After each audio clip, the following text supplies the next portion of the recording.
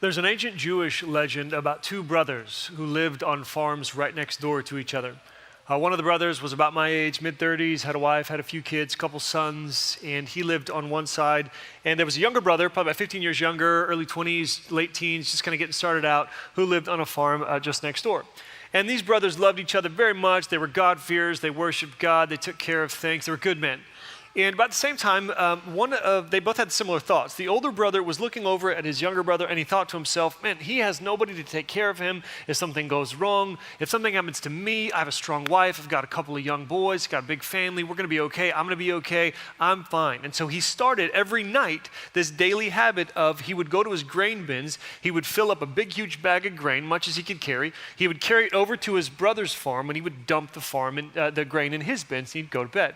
Now, about that same time, the younger brother is looking over at his older brother, and he's thinking, he's got so much to take care of, so much responsibility. It's me, I'm fine, it's just me. If something happens to me, it's no big deal. If something happens to him, what about his wife? What about his kids? And so he started the daily habit of going to his grain bins, getting a bag full of grain, much as he could carry, carrying it over to his brother's grain bin and dumping it out. They did this for weeks, months. I mean, they just kept doing this every night, not aware of what the other was doing. They kind of noticed that they weren't really losing grain, but they just chalked it up to God's provision, thanked him, and went about their business. Now, one night, as they were doing this, the older brother did it a little bit later than normal, the younger brother a little bit earlier than normal, and when it was dark outside, both of them each went to their own grain bins, filled up a bag, came across the path between the two farms, and they came face to face with each other. It was dark, but they could see each other, they could see the bags, they realized what was going on, they dropped their bags, and they embraced. Now, according to the legend, God looked down in this moment and said, on this spot where these two brothers manifest such love, I will build my temple, because my presence is most clearly manifest where people take care of each other in my name. Now, I love that legend. I don't think it's a historically accurate story. Nobody really does. But it, of course, shows us a very important truth, that God's presence is most clearly shown where people take care of one another in his name. And that's the truth that we're going to be talking about today. Put a little bit differently, we can't enjoy peace with God without pursuing peace with other people. If we want to be people who enjoy this reconciled relationship that God has made available to us, we also will be people who pursue reconciliation all around us. Open up your Bibles, if you would, to Matthew chapter 5. That's where we're going to be camping out today, in kind of the middle section of Matthew 5. We're going to be in Matthew 5 for a while. Today we're just looking at a few verses there in the 20s. And all of the verses that we're unpacking today are words straight out of Jesus' mouth. They're red letters, so to speak. And I love this because it's a good reminder for us of what we're doing when we gather here in this kind of setting. It's a good reminder for me of what my job is. And this is something that Jesus has been kind of reminding me of a lot lately, is that the simple task of a person who stands up in front of a room like this to preach or to teach about the Bible is simply to guide your attention to the voice of Jesus. Like, that's it. That's my job. It's not to replace his words with mine or to let my voice get in the way of his, but to enhance his with mine and to say things that will enable all of you, all of us, to look at him and listen. He's been reminding me that he has an ongoing work in each of our lives, that he's been moving in your life in ways that I have no idea about, and my simple job is to sort of push you in the direction of that work and to let him do his thing. Now, I got to be perfectly honest with you. I do have a fear that no voice in our world is more consistently ignored than Jesus's. And maybe that's a little bit dramatic, but I don't think by much. That no voice in our world is more consistently not listened to than his. And I fear that among the worst culprits are us, followers of Jesus, Christians, people who say yes to Jesus, but then I fear sometimes don't pay attention to what he said. Now again, I hope this isn't dramatic, but as I've been reading through the words of Jesus in the Sermon on the Mount in Matthew 5, I can't escape this question. This question of, do the things that Jesus is telling us to do match the things that we actually routinely do on a daily basis? And sometimes I don't like the answer. Now, I'm not trying to be harsh toward you or anybody who's not in the room. I hope I'm not being too harsh. If I am, forgive me. But I'm haunted by this recognition of the gap sometimes. And I'm also haunted by this old statement I heard from G.K. Chesterton, who said that Christianity, or the Christian ideal, is not so much found, like tried and found wanting, as much as it is found difficult and left untried. It's not really that we've looked at the teachings of Jesus and we've said like, hey, I'm going to give this a shot, and we live it out completely and then we discover it doesn't work.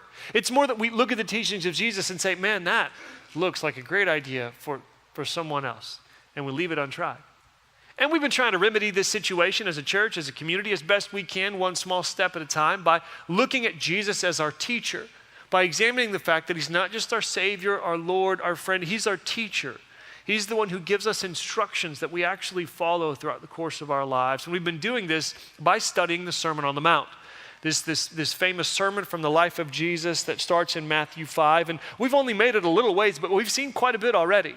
We talked about the first section in Matthew 5, what are often called the Beatitudes, where Jesus says, blessed are these people, blessed are those, blessed are you when. And we had a conversation about how what Jesus is doing here is not giving us a checklist of things we have to do in order to be okay with him, but more so he's painting a picture of this deeply satisfying life that he makes available in his kingdom. It's an invitation to all people, small and great, bad and good, to become a part of his kingdom, to receive this invitation to an unconventional way of doing things, out of the kingdom of the now and into the new way that Jesus is laying out for us. Then last week we talked about how after laying out this picture of a deeply satisfying life, he calls us to live inside out loud, to live out loud, to be the light of the world, to be people whose lives show the world what God is like, so that we can live in certain ways and other people can look at the way we live, outwardly, externally, our behavior, and say, man, there's something different. There must be a God behind this, because otherwise how do you explain what I'm seeing when I look at this person's life? To live out loud. But then he goes on to say that we do so not by trying really hard to set a good example, but by letting him do a work within us, inside out loud, so that he changes our hearts, so that we become people who actually live up to God's idea. We become people who are transformed by grace and his power in our lives, so that we live in such ways that draw attention not to ourselves, but to him.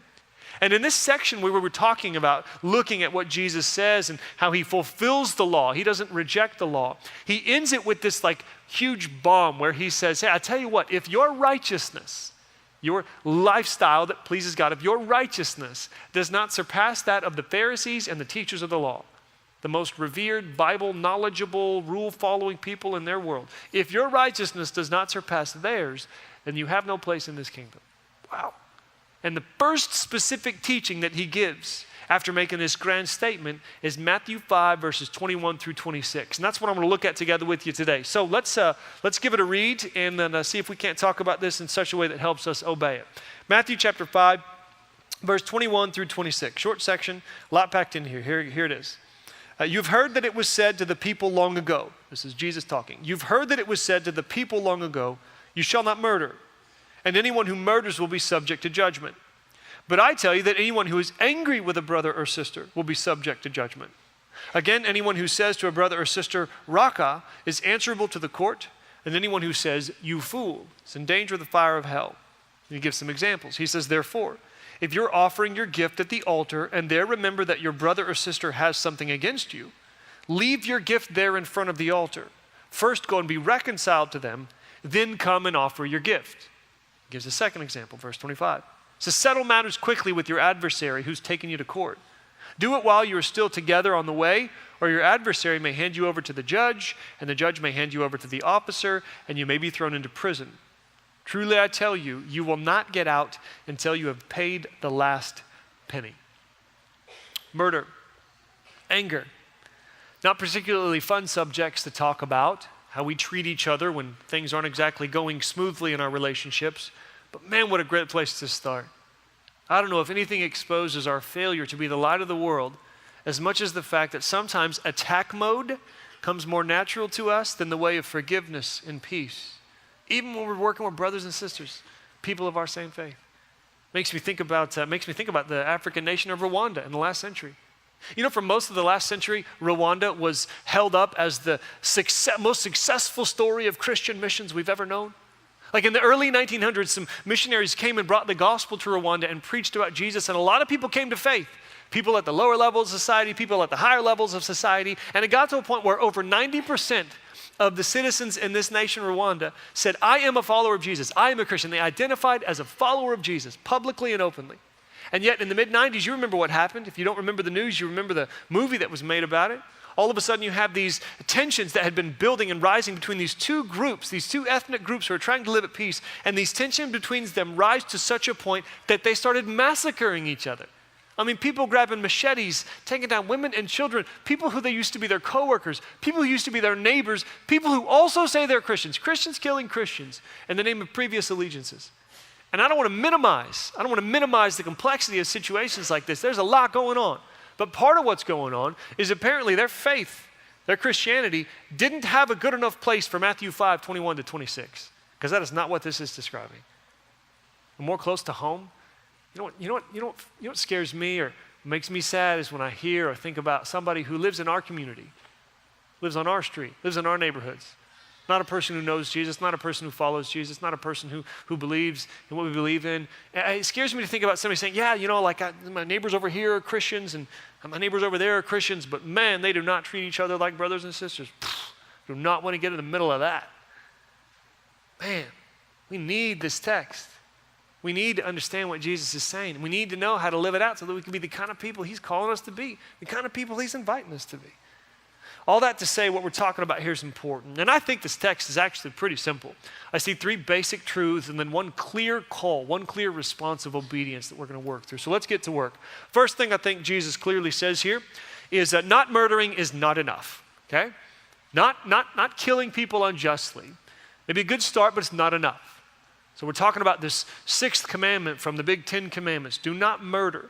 And Jesus says, you've heard that it was said, do not murder, and anybody who murders is subject to judgment. But he says, but I tell you, anybody who's angry with a brother or sister is subject to judgment. If you call someone raka, you're going to the court. You call someone fool, you're in danger of hell. And he amps it up a bit. So he's not so much critiquing the Old Testament law at all, actually. He's more critiquing the view at the time. The traditional view at Jesus' time is the law says don't murder. So if you break this law, if you break this rule, then you're going to be in trouble with God. He will judge you. But if you keep this law, if you follow it, then you and God will be at peace. Again, the law, pretty clear, says you can't just eliminate someone or remove someone from the world because it would make your life easier or because they owed you something they didn't pay or because you want something and they stopped you from getting it. It doesn't work that way. If you avoid murder, if you don't do that, if you don't kill them, you're righteous. You and God are good. And we might look at this and think, yeah, like, duh. Like, who doesn't get this? Who doesn't understand? It seems like kind of a baseline. It seems like a low common denominator. You know what I mean? But don't jump too quickly to that. Like, imagine if there was a city that had a murder rate, a homicide rate of 0. Like, no murders. Imagine if there was an actual place where literally no one ever killed anyone. Not just like less than Chicago, but 0, okay? Nobody ever killed anyone. Wouldn't you want to go there? Wouldn't you want to live? Like, wouldn't you feel safer there? Wouldn't it be a nice place to raise your kids? I'd imagine if there was ever a city that had a homicide rate of 0, where everybody followed the rule of do not murder, I bet you somebody would stand up and say, this is heaven on earth. I mean, who would want to live in a place like this? And yet I think Jesus would disagree, or at least he'd be skeptical. I think Jesus would say, I don't have enough information to know whether they're living out the life of heaven on earth. I need to know a little bit more. Tell me how people think about each other. Tell me how people feel toward one another. Tell me how people speak to each other. And then I'll tell you whether we're looking at the life of heaven here on earth. He says, but I say unto you, and he gives a little bit of a reality check here. But I say unto you, it's not enough merely to avoid killing the people you want out of your way. Because God's judgment in this command, God's judgment is not just on the act of murder, it's on the attitude standing behind it, the attitude expressed in it. An attitude of contempt that is matched, by the way, whenever we wish someone dead or put someone in the loser category in our minds. An attitude that is matched when we speak words that basically put people on a lower level of humanity than ourselves so that we can remove them from the equation and no longer consider them somebody worthy of my attention. It says whenever you're angry, speaking evil, I don't think he's talking about 3 different situations, by the way, anger, raka, fool. I think it's the same whole complex. He's describing what happens. And I do think it's important to note the details here. He doesn't say when you get angry, he says someone who is angry. There's a difference. Like, nobody can not get angry. You live in a broken world. Stuff's going to happen. It's frustrating. You're going to get angry. It's going to happen. You find yourself angry. I think Jesus, when he uses actually the verb he uses for is angry, is a description of when anger comes on you and you let it stay there. Harboring anger. That's what he's talking about. He's talking about what you do when you reach that point where you're frustrated with someone. Where do we go from here? Okay, so you're offended. Somebody got in your way. Somebody didn't give you what you thought they owed you. Now where do we go? And this is where Jesus starts to draw a connection between murder and anger. A connection made pretty clear here in this text. We want something. Also, if you want another one, look at James 4 later, a place where I think Jesus' brother actually applies this teaching to some other situations. We want something. Somebody gets in our way of getting it, so we remove them so we can get what we want, whatever it may be. Better life, more money, whatever it may be. I'm going to take you out like I remove whoever stands between me and what I want. Anger is what we feel toward people who get in our way. Now, we don't usually like go all the way and actually remove people from the world. The seeds of this behavior are present when we harbor resentment, when we hold on to bitterness and rage and contempt for people. We wish that they would just be gone. We express this usually by words, by what we say to them or about them. Jesus says you call someone raka. Raka was a word, means like blockhead, empty head, fool, idiot, dummy. Idiot's probably a good translation, moron. You call him, this is just an idiot. I work with this lady, she has a problem with me, but she's just an idiot. I mean, you should see this guy. What an idiot. He's just, don't even worry about it. He's just a dummy, just a fool. Fool is a similar word, almost the same, maybe has a little bit of a sense of like bad person or immoral. This is just a bad dude. Don't even worry about what he thinks. Don't even worry about her. She's just a bad person. Recognize like when you put somebody in the idiot box or in the bad person box, you no longer have to regard them as someone with whom you'll try to live at peace. You just kind of decide in your heart, you put them in this, you say with your words, you cut them down to size so that they no longer become, like they're no longer somebody who will receive love and respect and effort from you to live with them well. Yeah, Jesus is right. The heart condition that renders murder worthy of judgment is present in harbored anger and contempt and words meant to cut people down. So first thing Jesus says is not murdering. Man, it's a great place to start, but it's not enough. Again, Jesus isn't disagreeing with the law. He's showing the law's intent. He's showing what the law was going for all along. Somebody once said, this is helpful for me. Somebody once said that the law is like a flower bud, and Jesus comes to show what the flower looks like in full bloom. The law was always, do not murder was always designed to turn us into people who reject anger. So not murdering is not enough. That's the first part. What do we do in place of it? Here's the second part. Instead of harboring anger, pursue peace. Instead of harboring on anger and holding on to it, pursue peace. Then Jesus gets to some action. He says, therefore, here's what you should do. And he gives us a couple of examples. They're in the back half of this text. First one he says is, if you're at the altar, so picture this. You're in an act of worship. Like what's more important than worship, right? You have made your way to Jerusalem and you've stood in line and you've gotten to the altar where God's presence is most clearly manifest and God is there and you're worshiping him. When you're about to offer your gift at the altar, Jesus says, and you think about the fact that somebody has something against you, leave your gift right there, go be reconciled to that person, go try to have a conversation and make it right, and then come back to offer your gift. That's crazy. Imagine you wait in a line for like 3 hours, right? I don't know how long it would have been, but it would have been about that long. You wait in line for that long and you're finally there and you're like, okay, oh man, you know what? I forgot, like, yeah, that person kind of has a problem with me. It kind of comes to your head and you think, it's their problem. You know, I think Jesus, by the way, I think he says when somebody has a problem with you, not because it doesn't matter when we have a problem with someone, but because we're going to tend to like write it off if it's just somebody having a problem with us. They got a problem with me, but that's their problem. I'm fine. Jesus says, no, you're not fine, at least not according to me. So leave it there, go make it right, come back. Not to mention the fact they're in Galilee. Like, picture the land of Israel, right? Jerusalem's down here in the south. They're up in Galilee, the north, which is where Jesus and all of his followers lived and where they are when he sang these words, at least 80 miles away. So we're talking about a 4 or 5 day journey. You made a 5-day journey to Jerusalem, stood in line for hours, you're there at the altar, so go back 5 days back, have the conversation, hopefully it goes well, come back 5 more days, stand in line again, then offer your gift. That, again, is crazy. And Jesus is saying you need to understand something. I'm not messing around with this because worship is compromised where reconciliation is not pursued. Because you can't enjoy peace with God and not pursue peace with other people. Picture the cross. It's a great just picture of this, where you have this vertical beam, right? Like we're reconciled to God. That's the main thing happening when Jesus comes. But you also have this horizontal, which could serve as an illustration for us of the call to pursue peace, not just up, but out as well. Can't enjoy peace with God without pursuing peace with other people. So that's the first example. Second example is a little bit different. In some ways, a little more intense. So like you're on the way to court with somebody. They're taking you to court.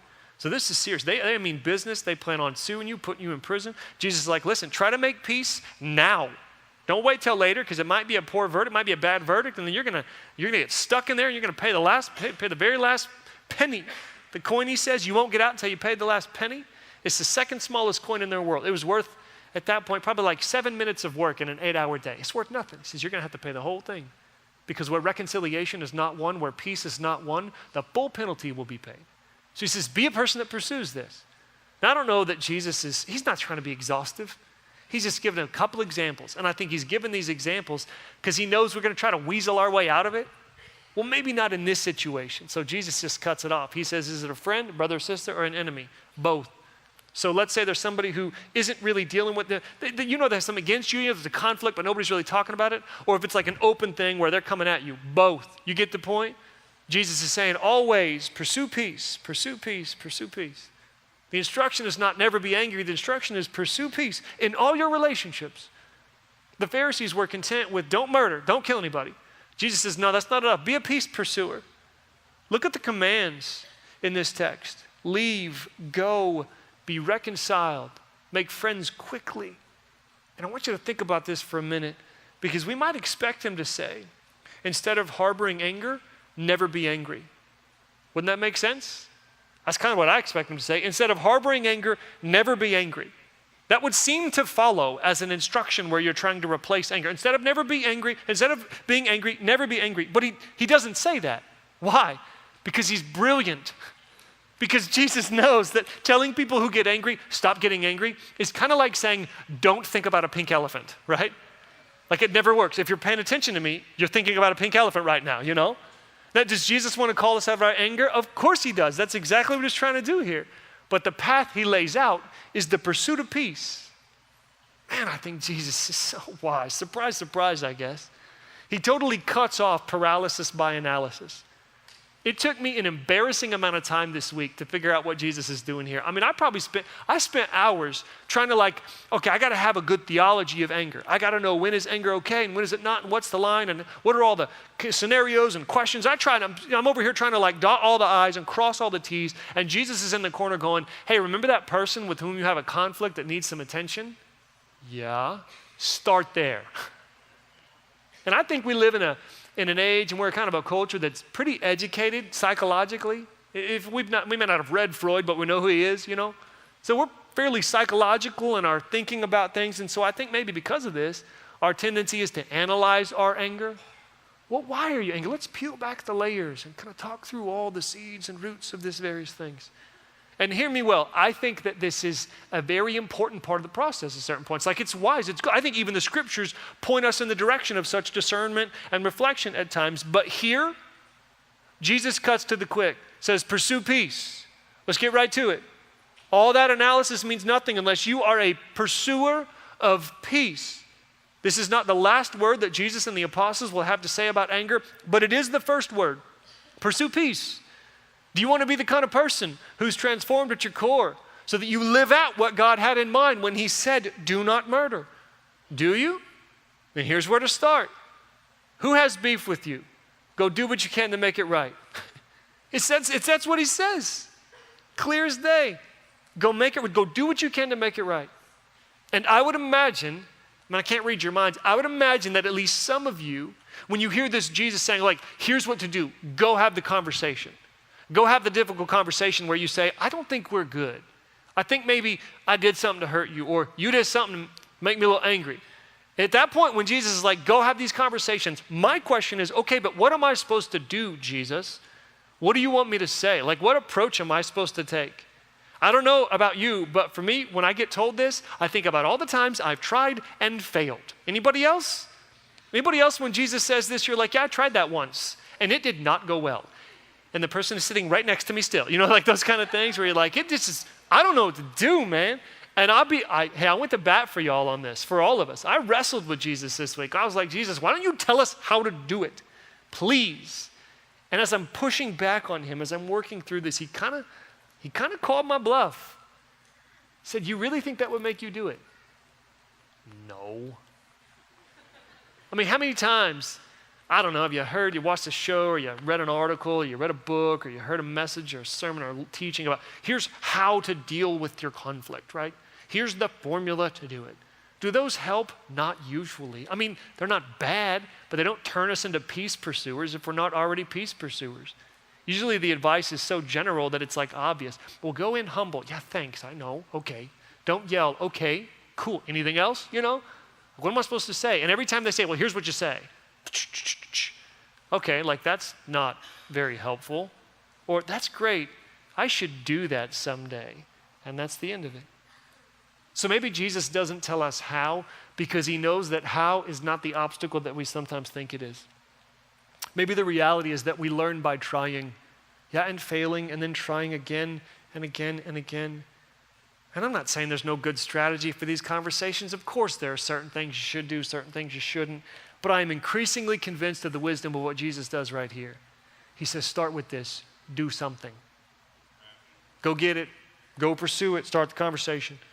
If it makes you feel any better, and it does make me feel better, the Bible's pretty consistent about how this is not going to be something that's easy, and there's going to be a lot of other things we're going to want to do.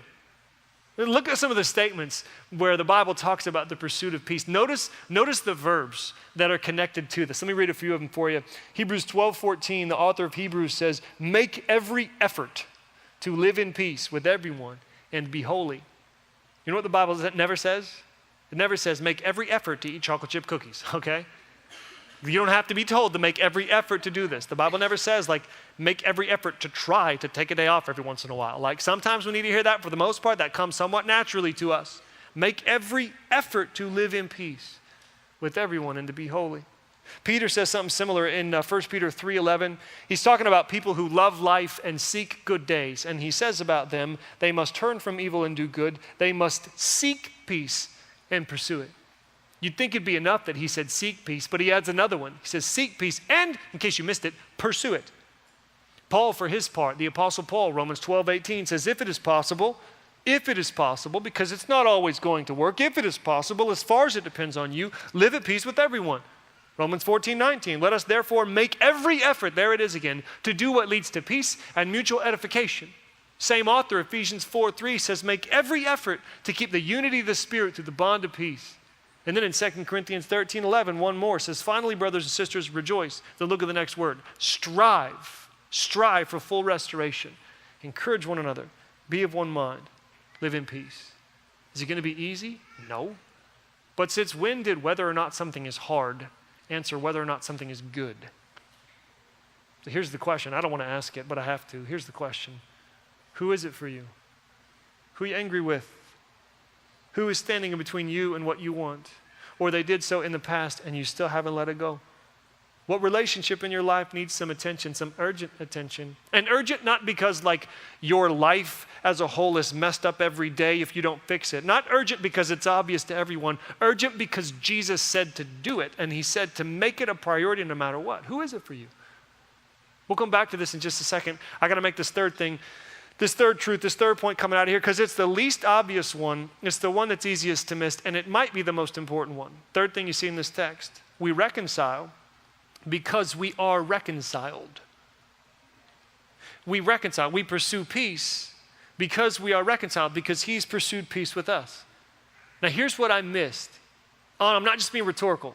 I'm totally upfront. Here's what I missed. However many times I've read this text in my life up until this last week, I didn't realize that Jesus' examples, when he talks about somebody leaving the gift at the altar and going and making it right and they come back, when he talks about finding somebody on the way to judging you and trying to make things right there, I didn't realize that when he gives us these examples, these aren't just hypothetical situations. It's almost like he's talking about the story he is in the process of living. He's not just describing for us what we're to do toward each other. He's talking about what he will have done for us.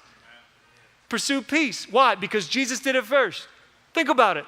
Leave the place of God's immediate presence so that you can go find the person who has something against you and try to make it right, after which you go back to the presence of God to worship in fullness of joy. Does that not sound familiar? Like leave heaven, come to earth, die for sins, go back to heaven? Wow. Find the person, like the enemy who's coming at you, find them in the process of them judging you and try to make things right, paying the full penalty when reconciliation is not received, is refused. Like, haven't we heard this story before? This is the story of the gospel. Confess, I'd never seen this before, but let's not miss it for one more moment. Jesus calls us to do something here, precisely what he is in the process of doing. Look at how Paul describes Jesus' life from the back, and he says in Colossians 1:21 and 22, he says, once you were alienated from God and were enemies in your minds because of your evil behavior, but now he's reconciled you by Christ's physical body through death to present you holy in his sight, without blemish and free from accusation. Man, Matthew 5, so much more than moral rules or relationship advice. This is an invitation, Matthew 5. This is an invitation and a summons to extend toward others the very same love and peace that Jesus has extended toward you and me. No wonder Jesus just said, blessed are the peacemakers, for they will be called children of God, because when you do this, you look like him. So the obedient response is simple. It's not easy, but it's simple. Who is it for you? Who's the person in your life who needs some attention? Where will the pursuit of peace take you next? A question for you. How many of you raise hands if you would. I'm not going to make you say anything out loud, but if you know who the person is, let me see your hand if you would. Let's just be honest with each other. Yeah. I'm not going to do this because it's ornery, but I thought about having us all take out our phones, typing out a text message. It says, hey, we need to talk about something. When are you free? But you can do that on your own time. Just know I think Jesus would do it if he was here. And by the way, if there's like a person in your head that you're trying to get out of there, I don't want it to be this person. I'm just saying, that's probably Jesus saying this is the one that needs a little work. He doesn't guarantee success. He doesn't say everything will go swimmingly if you just try. He doesn't say that. No, the pursuit of peace cost him his life after all. But man, if he is who he says he is, and if we trust him as much as we say we do, then the lack of a guarantee of success doesn't matter any more than anything else that doesn't matter, right? Because we can't enjoy peace with God without pursuing peace with each other. And if this is what Jesus is telling us to do, then nothing else matters. Jesus, we need your help on this one. We got all sorts of excuses and obstacles, reasons why we shouldn't. And we ask for wisdom and discernment about process and timing and all those things. But more than anything, we ask for courage and faith so that we could obey you, so that we could do what you're calling us to do. Help us to never forget that you did it first, that we're here because you did it first, because you found us when we were against you and you brought us close. Help us by your power, by your spirit, by your grace to do the same thing. Pray in your name. Amen.